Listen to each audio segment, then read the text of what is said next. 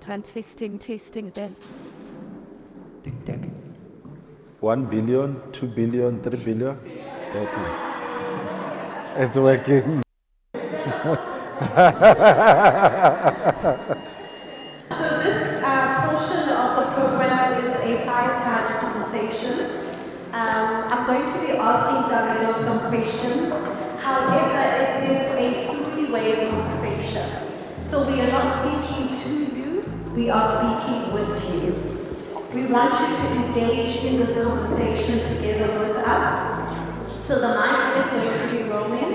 You might have some questions with regards to funding that you've come with, and this is your opportunity to be able to ask a seasoned expert who is then able to guide you or point you to the right direction. All right, so we want this to be engagement-filled and robust. Don't be shy. You can raise your hand and then the mic will come to you.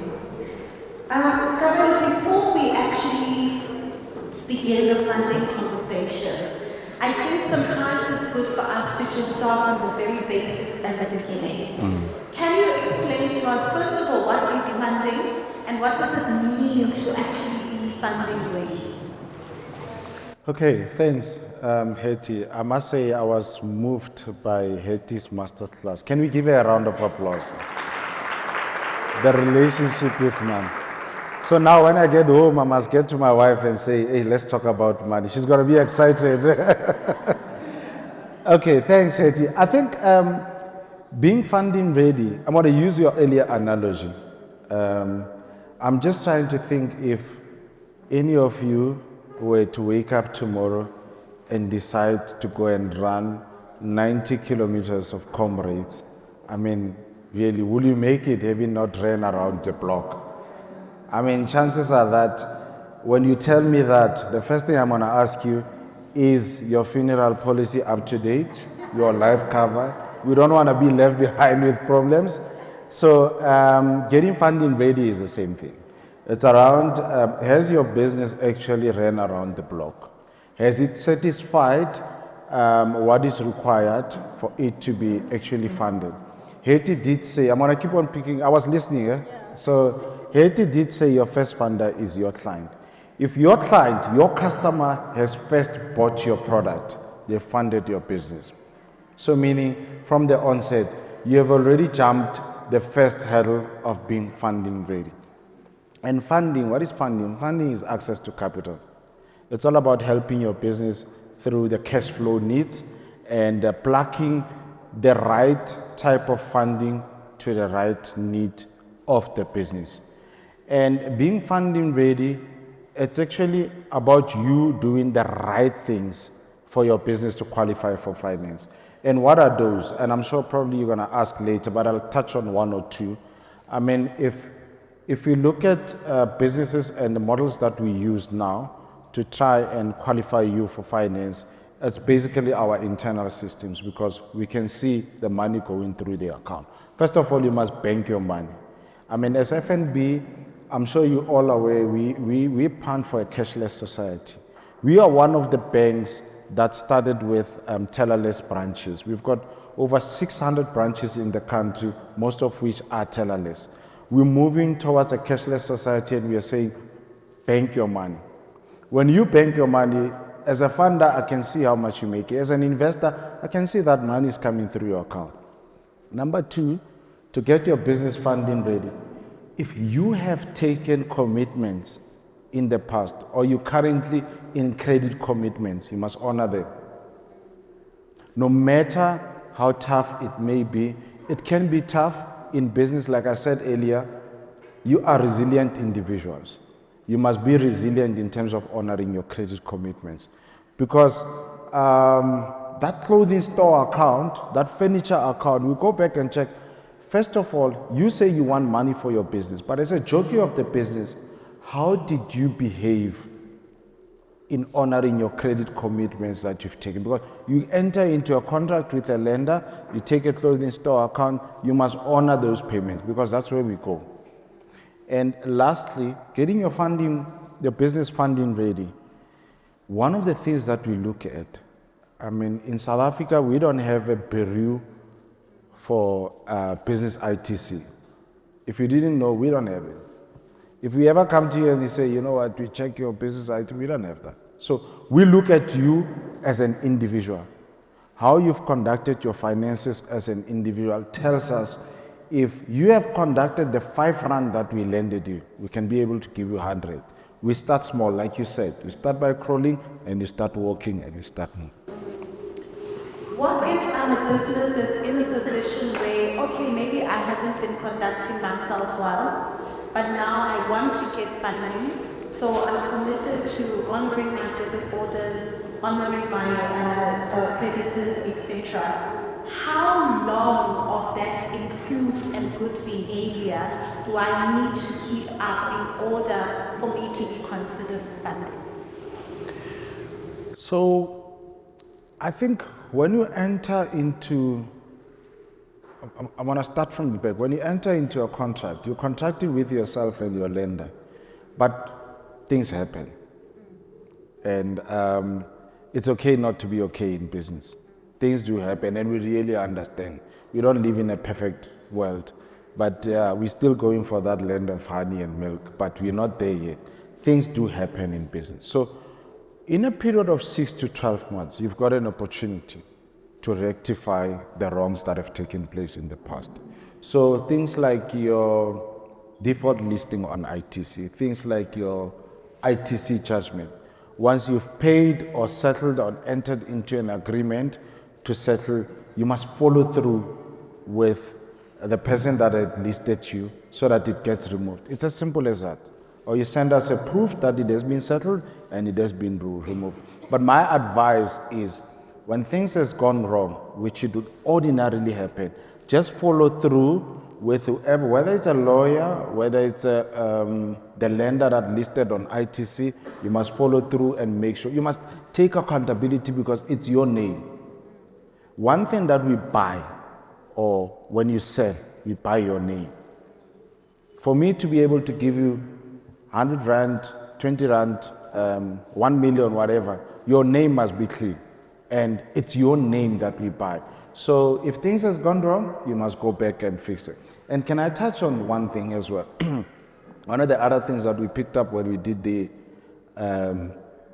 SME white paper was around individuals understanding this debt counseling and debt review. We enter into things that we don't understand, and the ramifications thereof. So when you get presented with an opportunity to enter into a debt review or to enter into a debt counseling or a business rescue or liquidation, first you must understand what are the ramifications, what am I entering into, and why am I doing it. If you solve for the why you are doing something, then you will be able to make sure that if it takes 5 years for you to be removed from debt review or 10 years, that's what you're going to live with. You don't have to have the bank coming and telling you, this is what you signed for and it's there for 10 years. But it's about you taking the ownership and understanding why you're doing it. We've actually had quite a number of businesses asking if it's possible for them to get funding if they are not a registered business and if they do not have a business bank account. Is it possible? Is it not possible? And if someone is in that situation, what should they be doing?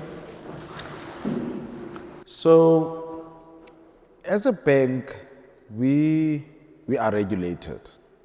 We've got guidelines. We're not power unto ourselves, like many other people would believe. No, we don't. We are accountable to many other regulators, your FSCA, your NCA, your Reserve Bank. So we got to lend within the confines of the regulations, and part of which is stuff around compliance. We are governed by government as well. So if government says for you to be in business, you must register with CIPC, you must register with SARS, you must register for VAT, you must have a bank account, because it's like establishing a relationship, what you said earlier. As a bank, trying to be a trusted advisor and a partner in your business, I need to have a relationship with you. And I need to know, how do you manage your finances before I can lend you money?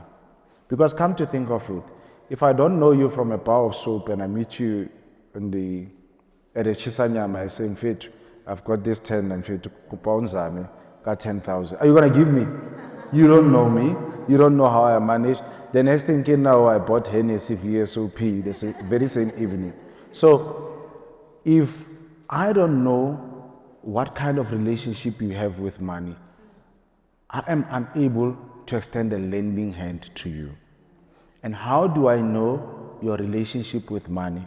I must bank you. I must see you through the rails of the bank, through the system.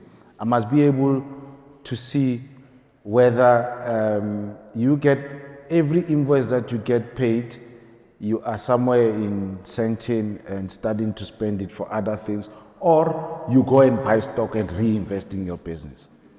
And in this day and age of artificial intelligence and data, data is very important because decisions are based on data. Come to think of it, you decide because of the extent of knowledge that you have about an individual or the product. Your client buys your product because you've sold it, you've given them knowledge about the capability of your product. Same with a bank. You must give us knowledge about how capable are you in running your finances. So very important. I think most important thing, you must be banked. And yes, you do have non-registered businesses that are sole prop, but we've got limitations on how far we can go in terms of lending you money. And we find this mostly with the farmers, but that is governed by NCA as well. But I think most importantly, register your business, open a business bank account, and operate within the ambits and the confines of what the bank expects in terms of your transactional behavior on your account. Then Bob is your uncle. We've spoken quite extensively about our relationship with money and being able to understand where we stand with it, and also just our financial and credit health. One of the ways that we can do this is through our credit score, and sometimes we don't actually access that information. Can you explain to us what is a credit score? How is it determined, and how can we use that as a tool to help us know where we stand with our financial health? So your credit score, the bureau system that we've got in South Africa collects your financial behavior from different lenders that you've borrowed money from. It's like a central nervous system. It's like the mind. It's a central nervous system that beholds your financial behavior, your financial pattern, and how you have treated your lenders. Whether you borrowed money and then you decided after 2 months that, you know what, I'm not going to pay them. They are big. They are big, so they don't need my 100 rand a month. They can live without me. They must go to big corporates and make more money. So your bureau, it's a very important system where we pick up your financial behavior. And how your score is determined, there are multiple facets that are built into it. But the common denominator, it's all about your financial behavior. We don't have to go into understanding the matrix and the calculations that goes into it. In simple terms, did you borrow money? Yes. Did you sign a contract? Yes. Did you live up to that contract? Yes. Then Bob is your uncle. Did you pay your clothing account on time? Yes. Did you pay your credit card on time? Yes. Then Bob is your uncle. Because we go there, and if you are unable to honor your own word, remember when you sign on a contract and say, I'm taking this money, I'm going to buy a fridge. You sign on that contract and you say, I will pay you. You are making a commitment, not only to a lender, but to yourself. And if you disappoint the lender, you're disappointing yourself, because these things have got a way of catching up with you. So your credit bureau system, it's where we pick up this information. So I would say to you, my advice would be, whatever lending contract that you get into, you must honor it. If you're not going to honor it, don't get into it. Don't make a promise that you're not going to fulfill. Because you must think of it. I mean, when you take a contract, you're making a promise to pay. And what happens when you break a promise? People get, if I break a promise to my daughter, I promise her to buy her chips and I don't bring them at the end of the day. I broke a promise, she's upset. My wife gets upset if I promise her to buy her that nice necklace and then I broke a promise. What happens to you when a person breaks a promise that they made to you? You get upset, am I right? Yes. I mean, as lenders, we also get upset. Then we go, we look for you, we hunt you, we list you, we attach stuff, we do all those things because we're upset you broke a promise. But with your credit bureau as well, when things go wrong, as they ordinarily would do, engage your lender. Don't run away. One of the things that we picked up is suddenly when the tough gets going, people feel the toughness and they disappear. And I think at some point I read a quote. I think it wasn't a quote. It was one of the podcasts by Les Brown. He says, when things go wrong, don't go with it. Yeah. Ordinarily, when things go wrong, we go with it. How do we do that? We disappear, we don't answer our phone, they are looking for us, until such a time you come to the bank and say, hey, I want money, and you say, but this company listed you on ITC, they put you on tracking, they are tracing you, you are nowhere to be found. So my advice, I mean, if anything, things can go wrong. Your bureau system is where we pick up information, but when things go wrong, as an entrepreneur, don't go with it. Refuse. Say, and easy. I'm going to stand up to this challenge. I'll tell them, you rather tell the lender that, hey, I don't have money. Please, let's come up with a solution. But when you disappear, it makes it worse. Sorry, should be like now. Yeah. That's actually such a very good point, and what we raised in terms of us actually communicating with the bank is so powerful because a lot of us, we have a fear-based relationship with our bank. So when things are not going well, we are afraid to contact our bank and say, hey, it's getting a little bit tough and things are difficult. And that's actually one of the reasons why we decided that today we actually need to have bankers in the room so that as entrepreneurs, we know the vision that we have for our business, and this is an opportunity for us to start building that relationship and start having those conversations so that we can either rectify where it's going wrong or potentially just begin the relationship where it didn't exist before. One of the things I wanted to find out from you, Kabelo, is that we are often told that we must have our documents in place and have our funding documents ready. What are the typical documents that we need to have when we know that we want to apply for funding? So, most importantly, I'll make an example, like for an individual. When you go to the bank and you say, I'd like to apply for funding. First of all, we ask for your pay slip. But now the question is, now you run a business, what is your pay slip in the business? It's your financial statements. We ask for financial statements because that becomes what we rely on to see the performance. And the financial statements tells a story. I mean, when we put up a credit app, financial statements every figure and ratio that is there tells us a story. And I think I think the recent study has shown 70 to 80% of startups do fail. And when they fail, one of the biggest reasons they do is the inability to manage their finances and to produce reliable financial statements. Now that becomes your first investment. Look, you are an entrepreneur. All you know, Velemina, is to sell pig. You know how to sell pigs and cattle. She's got a pig and cattle business. That's all you know. Now you need to invest in an accountant that will help you to produce the financial statements. Like I said earlier, at some point I didn't know the difference between income statement and balance sheet. But from a document point of view, financial statements are very important. We need those. Your adherence to tax, sometimes we go and we check whether your VAT and tax is actually up to date, because we are accountable to government and its institution. We want your personal balance sheet.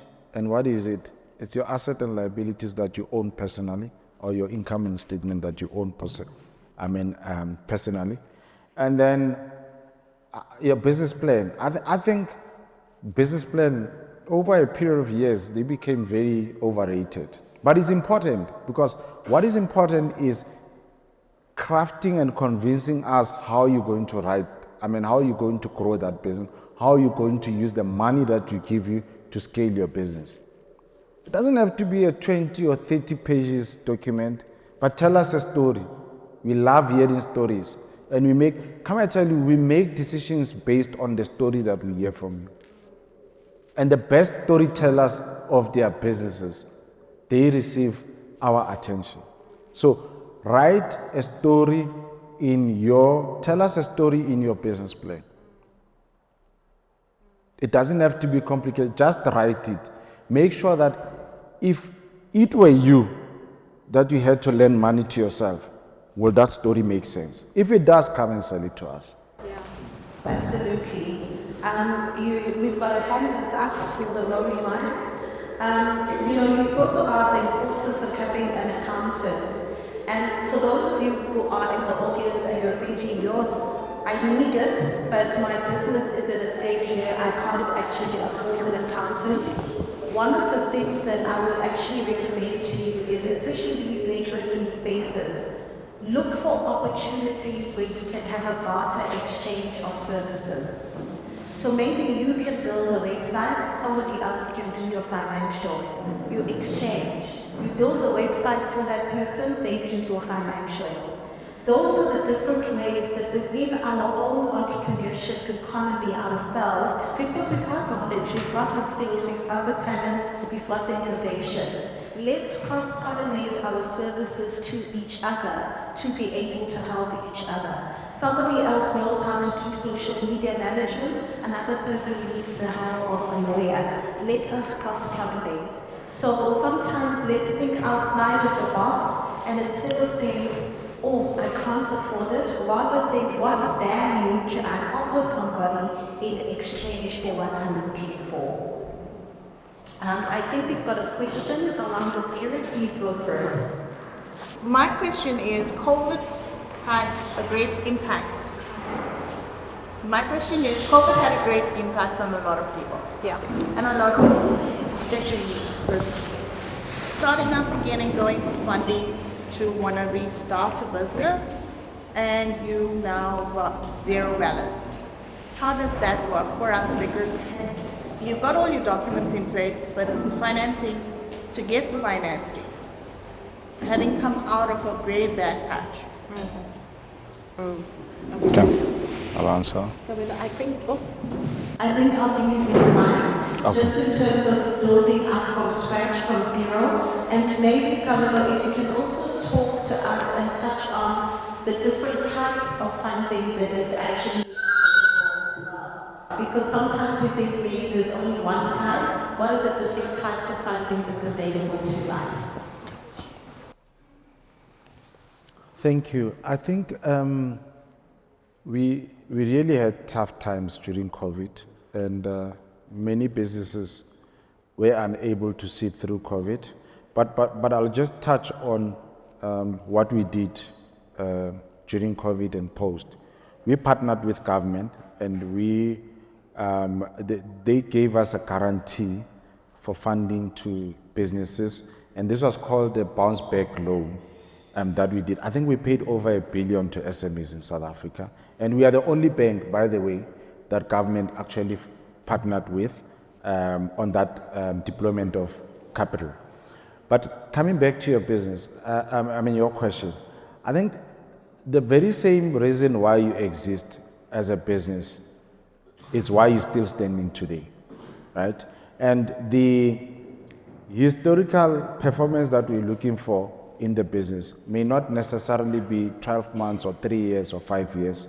If you start building from scratch, reselling your product, re-accessing the market, demonstrating your ability to sell and your ability to come out of the dungeon, within 3, 6 months, 12 months, our systems starts picking that up. And we can use the minimum information that we have to be able to deploy funding into your business.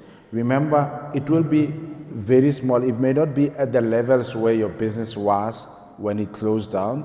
Maybe you had a 500,000 overdraft, but here we can start with 30, 50, 60 going upwards. But same things that we need you to demonstrate to us is bank your money. You still have the clients that are consuming your product and you're still able to sell, and we can actually kick it off from there.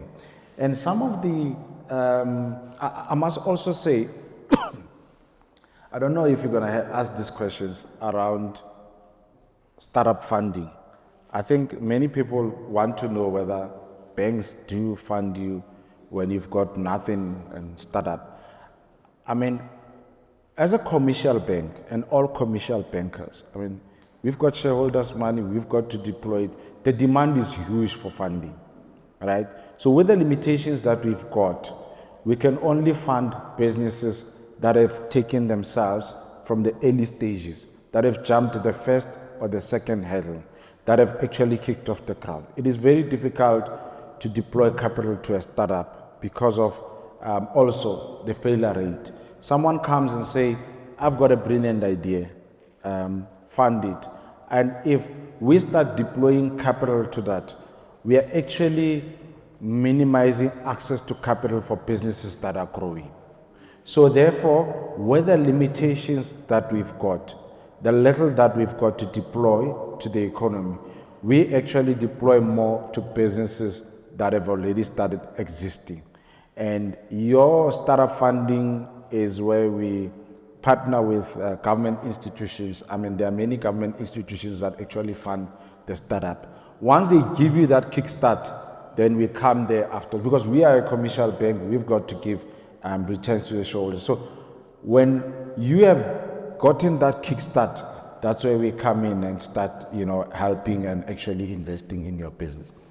And your question around the type of funding, the bank, let me say, not funding alone, but the bank has got in excess of 200 products because we try and solution for the needs of the clients. So from a funding perspective, we've got a working capital facility.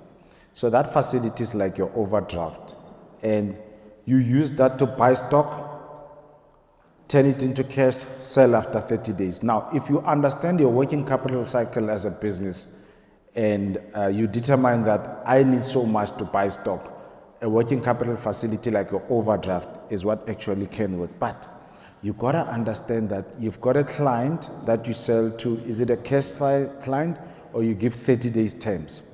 Now, you got to know that if you've got 10 cows and you're selling them on 30 days terms, people must pay you after 30 days. It means you've sold products that are at a value of 100,000. You don't have it for the next 30 days, but you must run. Now, where do you go? You go to the overdraft so that you can buy other stock that you can actually, sell. Secondly, we've got a selective invoice discounting facility. So this one is where you've got an invoice that you want us to discount. We come, we look at the legitimacy of the invoice, we look at the data, and we say, you know what, you can extend a certain percentage upfront to you using the SID facility. We've got data finance, we've got term loans. Term loans are basically for the needs to recapitalize the business for the longevity of existence, right? And we've got West Bank facilities like your asset finance. And one of the other things, you must get the right type of funding for the right type of need. We had a client that we gave money through an overdraft and they went and bought a asset, like a parking, right? They went and bought it cash. And when things went wrong, they stifled their cash flow. And because you go and you buy that thing, you take 200,000, you put it in a parking. You're literally driving around with 200,000 in this. Look at it that way. Now, when the time comes for you to actually buy stock, you don't have money. So you gotta use the right type of funding for the right type of need. So in that instance, you must take a vehicle finance that you're gonna pay over 60 months, then you don't stifle your cash flow. You still have that 200,000 that you can use to buy and sell your stock. Fantastic. Do we have any questions on the floor?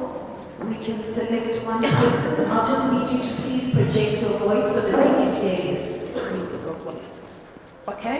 Oh, sorry. The louder. Can you guys hear me? Yes. Oh, perfect. My name is Gonzalo Alpapad. I work in fragrance company. I make fine dining fragrances for restaurants as well as retail. My question is quite simple. I know that you did touch on it, but I'd just like a little bit more detail. And that is when it comes to your financial behavior, right? So not from a credit perspective, but from a user perspective. I'm obviously self-employed. I work at 9 to 5, giving most of the cash flow, sometimes credits. If I have to look for funding at this stage of my business, what would the longevity be, or what the track record be with the mismanagement of my monies would then, be erased from currency behavior? I think we did touch on it, but the longevity, depending on the extent of the difficulties that you faced and the impact thereof. And from a scale point of view, if it's minimal, you can say 3 to 6 months, but if it's big, it can be 6 to 12 months, but it's absolutely on a case by case. And my advice is that you engage your banker, whoever your banker is at the time, you have the proactive discussion with your banker so that they can also tell you that, you know what, with the challenge that you faced, do 1, 2, 3, 4, 5 things to actually fix it. And then Bob is your uncle from there. Absolutely. If you do not yet have a banker or you don't have a point of contact at the bank, please do make sure that you do go to the stand at the corner there. Then at least you're going to be put into contact with somebody that you can now build an ongoing relationship with. All right. We've got a question in the back there. My name is Simon. I'm blessed. I think there are two things on the right government level, FNB are religious. They Abu Thomas, but believe I go for startups. So generally, a big problem is startups because our side you guys are dedicated and Abu Thomas. So my key thing that I wanted to contribute, we all identify that SMMEs or entrepreneurs have challenges in particular on technical skills in relation to administration of their businesses. And we all believe that these businesses have potential to grow. However, it means something is wrong between ourselves because FNB is a subscriber to Bank Sita. And Bank Sita allows FNB to take graduates and give them a work exposure. So in this case, my suggestion will be, is it possible that FNB can take graduates who are accountants, who are lawyers, link them to entrepreneurs who are nearer to a branch in the country or whatever, that will then say, Simon, we will give you so and so as our graduate. We're giving him a work exposure. He's going to monitor your legal, and this one will help you on your accounting issue. This one will help you on your business growth. Because then it means that the bank sitter can pay them a full-time salary. The SMME doesn't have to worry about paying this person because the problem with our growth, we have a worry to pay them. Okay.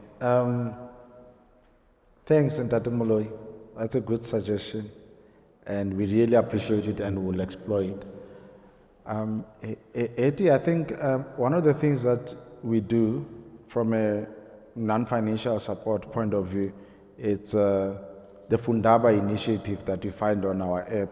So we have decided to put that on an app platform, and it talks to all the topics around managing your business and money management, navigating growth, access to market, access to growth. And also, we've got a marketplace on our app where as entrepreneurs, you can network, you can pick up if you're looking for any service that is provided in the marketplace on our app, you can access it. Those people are vetted, they can be able to provide service to you. And to Eti's point earlier, she took me back when she spoke about, the barter trade system. I don't have money, but I want service. You've got service that you can provide. We can, cross-pollinate service, and which is what I like. But one of the other things, we've started this Monetize Your Business. This is the first, actually, it's a launch one. And we're going to scale this. And out of the advices and your suggestions, we take these things, we incorporate them, and we move forward. This is the first one that we're doing. We're going to run most of them throughout the country. And I think that is how we we don't have an incubation program, but that is sort of how we showcase our support. And our support is informed by your needs. So any suggestion that comes from here tells us that there's a need that exists out there, and then we will head up to the call. Absolutely. I think we've got our final question on the slide. Well, I think I've been going on and I. This is Primero Batala of Ringo Wealth Innovators, financial services provider. I'm speaking as someone who's actually been financed before by FNB, which was a commercial property loan. So I would like to say that I commend Monetize your business as well as FNB with your first initiative. All right, in terms of what I've gone through, we are trying to acquire that type of funding. Guys, if they're looking for us, it's intense, it's not easy. They will never require about 2 years set of financial statements. So here's my suggestion. In terms of what we can put back to your underwriters, I would have loved to learn about to see one underwriter that they've been doing actually give us a rundown as to what is actually like, especially once the paperwork is there, like my Leonard colleague was actually saying. I have got the paperwork, but the challenge is one aspect that I was behind. Okay. Long story short, in terms of what you said with the funders, I would like to say and suggest that maybe we say the first funder in the business is actually me. How do I actually justify that? I'm spending money to actually start by registering the company, the CNBC. Yeah.